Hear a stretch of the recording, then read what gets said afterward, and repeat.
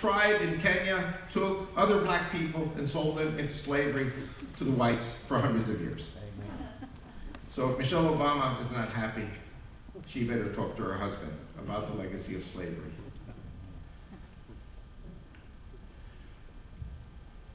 I was just in Vancouver, Canada.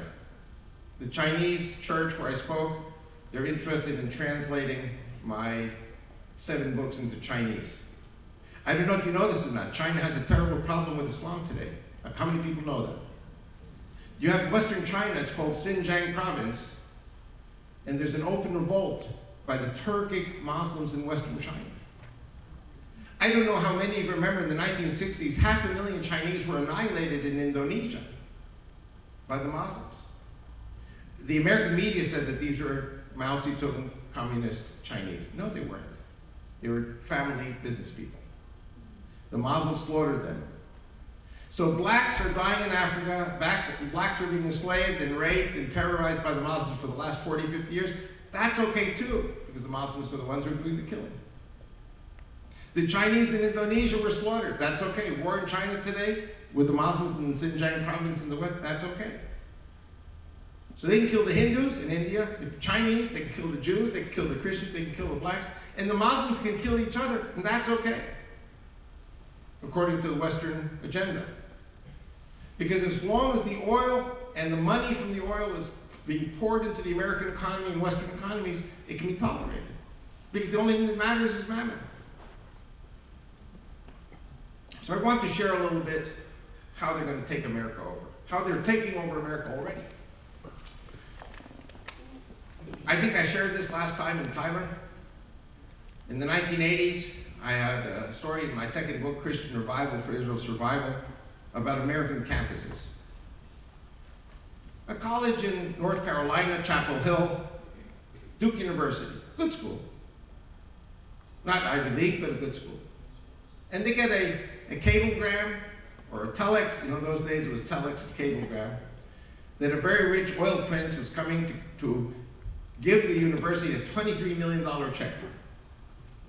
Now you tell me, what's the university going to do? Is the university going to say, no, we don't want your money? They're going to say, welcome. So this oil prince comes, gives them $23 million, no strings attached, and then he makes a speech.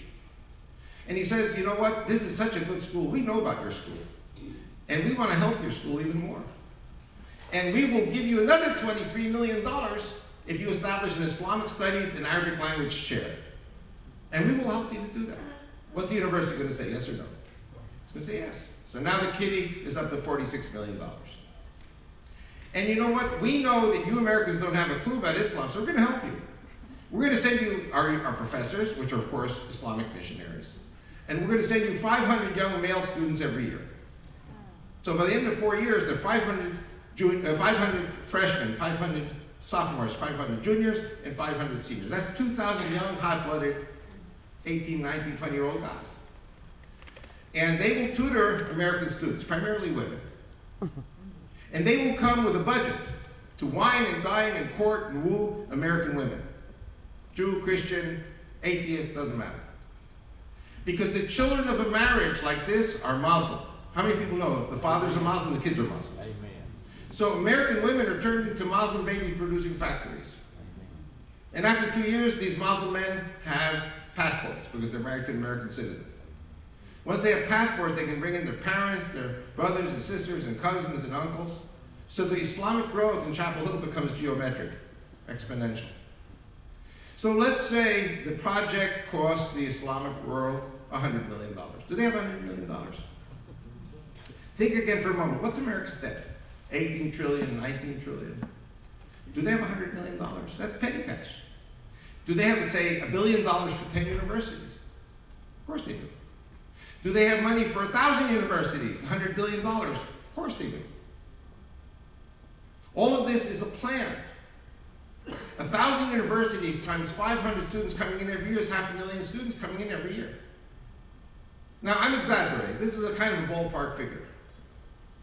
Do you understand how the Arab Immigrant Association, which is Sunni, claims 7 million people in the United States today?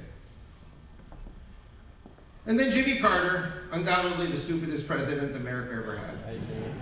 brings down your one and only ally in the Islamic world, the Shah of Iran, and 9 million Iranian Shiites have to flee for their lives or be beheaded by Ayatollah Khomeini. Where do they go? America. Some go to Germany. Most come here. So now you have 9 million Shiites and 7 million Sunni Arabs. That's 16 million. You ever hear of Louis Farrakhan? He claims 4 million adherents to the Nation of Islam. So how much is 4 and 16? That's 20 million right there. 20 million Muslims. Obama's right when he says America is a Christian Muslim country. Because the Jews are now number 3. I have friends who are Hindu. They say we're number 3. The Jews are shrinking. The time of the Jews in America is rapidly ending. And one of the reasons I'm forming a Judeo-Christian party in Israel is because I predict the day will come very soon that Jews who do not leave America will be killed by ISIS, which is being invited into this country. These Syrians who are coming here, all of them are saying, Allahu Akbar. Allahu Akbar means Allah is greater than the God of Abraham, Isaac, and Jacob. And if you're a Christian, who said he was greater than God? Satan, devil, Lucifer. And I appreciate you having me here as a speaker because I have a 3-year jail sentence in Switzerland for saying that Allah is Satan and Islam is a criminal psychosis. You heard your Attorney General yesterday, Loretta Lynch? She said anyone who attacks Islam will be prosecuted. Bring me flowers and chocolates to jail, please. In other words, you can't speak anymore. Of course, if you say anything against homosexuality, that's a hate crime. So I was convicted of a hate crime in Switzerland by speaking against Islam, which calls for the annihilation of the Jews on Saturday and the Christians on Sunday. They're not going to do it by terrorism. They're going to do it by quiet infiltration. It's called hijrah. Hijrah means the infiltration by population invasion.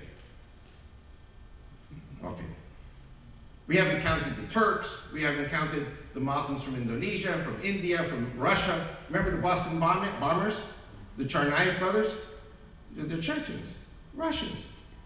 You know that Putin warned the United States, those guys are troublemakers, watch them? But of course, what did Obama do? He brought in Muslims as his security people. It's like, you know, the fox guarding the henhouse. This country's in big trouble. You know, I'm watching Fox, and Fox is basically the only channel that's saying, when is the president to come out and call a spade a spade? And remember, and I'm going to say this again and again, the threat to America, even if they topple buildings and bring down aircraft and kill people at football games, that's not the threat. The threat is the slow but sure takeover of the media, even churches, even synagogues are going over to the sickness called political correctness, where you cannot preach the gospel. So you have here a number of examples why the Muslim population here is already reaching 20, 30 million people. I don't want to go too much into eschatology. I'm watching the clock also. But there are things that have happened. There are things that are happening. There are things that are going to happen. So, for example, Homeland Security says if you're a Christian, you're a terrorist. How many people know that? The manual of Homeland Security says if you're a Christian, you're a terrorist. I'm not making this up. Or if you believe in the Bible, you're mentally unstable. I'm not making this up. This is Homeland Security. Now, if I were here 5 years ago, and I quoted the Bible, you'd think I was crazy. Isaiah 19, 1 and 2 says, Egyptian will fight Egyptian, brother will fight brother, neighbor will fight neighbor, city will fight city.